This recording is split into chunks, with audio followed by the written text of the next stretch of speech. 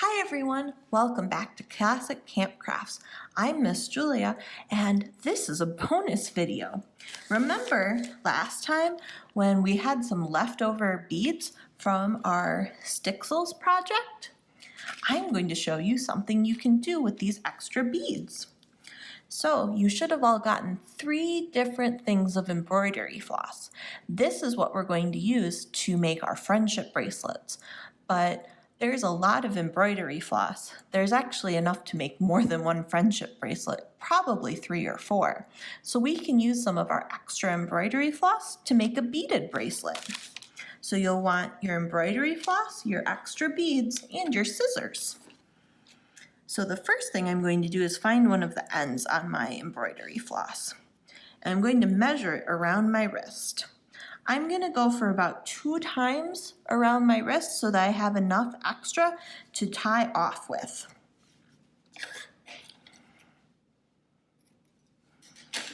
So there's my length of embroidery floss. And I'll open up my beads, put them out on the table. Remember, if you need to, you could grab a plate or something else to put your beads in to make it easier. The first thing I'm going to do is take an end and put one of the beads on. And then I'm going to tie a knot, just a very loose one, so that the bead is on my string and I can use it so that my other beads don't fall off. So what I'll do is I'll take my thread and make kind of a cross shape there with the short end underneath. Then I'll go over and go through, go all the way through and grab the other side and pull it just tight enough. I don't want it too tight because I will take this out at the end. And then I can grab the other end and start stringing on beads. I could do them in a random fashion or I could make a pattern. It just sort of depends on what beads you have left over.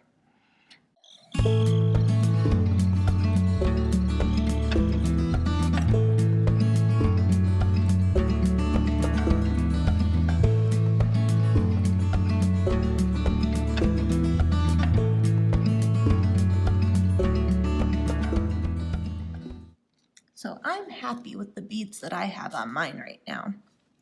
And I think it should be just about big enough to fit around my wrist. If you have a gap, that's okay. You could fill it with different beads or you could leave it as a gap. One of the other things that you might have noticed while I was beading is that I sometimes took the end of my thread and twisted it. That's because the ends were fraying or all the little threads were going in different directions. If that happens to you and you find it frustrating, you can also take a very small piece of tape and wrap it around so that it becomes all stuck together. And then at the very end, when you're done with your project, you can just cut it off with your scissors. So how I'm going to do my bracelet so that I can slip it on and off easier is I am going to lay out all of my beads like this, and I'm going to take the other ones and move them to the side a little bit here. And I'm going to lay it on the table in the shape of my bracelet, so in kind of a circle shape.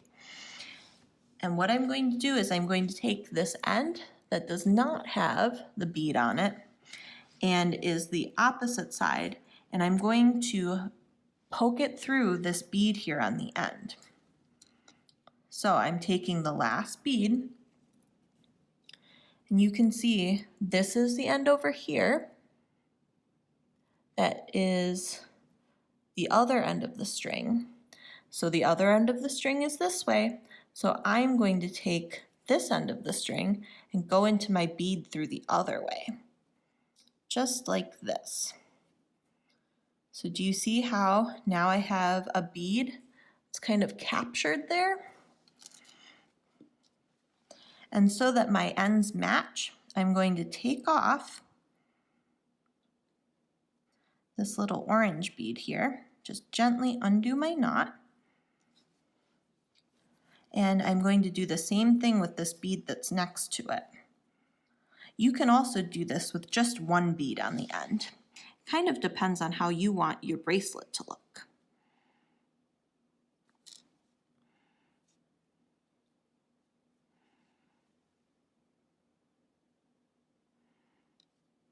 So there, I have my two little ends. As you can see, if I open it up and then I pull on the ends, it makes the bracelet smaller.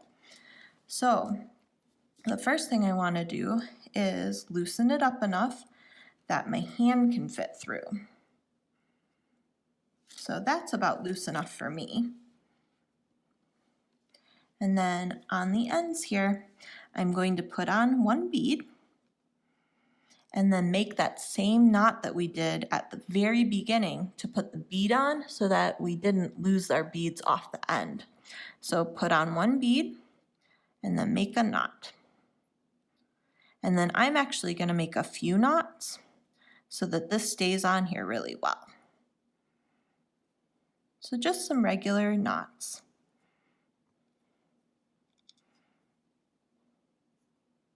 So I make a little loop, then I'm over the loop and I go under and through and pull it tight.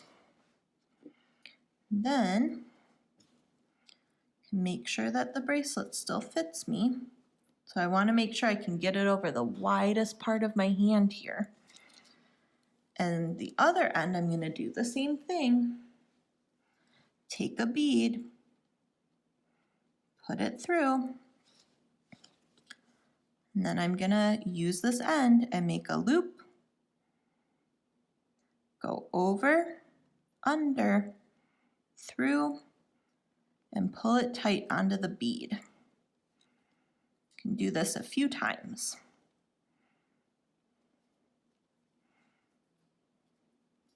And then I can use my scissors to cut off the extra. Cut off that end extra and cut off a little bit of extra on this one too. So now my bracelet is big enough to fit over my hand, but then I can pull on the ends so that it fits onto my wrist better. And I don't have anybody to help me right now, but you could ask your grown-up to either help you tie this on. So what you could do is slip it on, pull it so that it's tight enough to stay on your wrist, and then you can tie the ends into a little knot so that it stays on.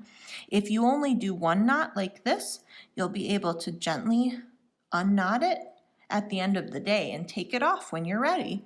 If you do a whole bunch of knots, it's going to be on there until your string frays enough that it will break. But whichever way you want to do it. Also, if you have other string or other cord laying around your house, you could use that instead. And look, I still have some beads left over, so I could make another bracelet if I wanted. You can also use the same technique to make a necklace instead if you don't want a bracelet. I hope you enjoyed this bonus project. Happy crafting! Bye!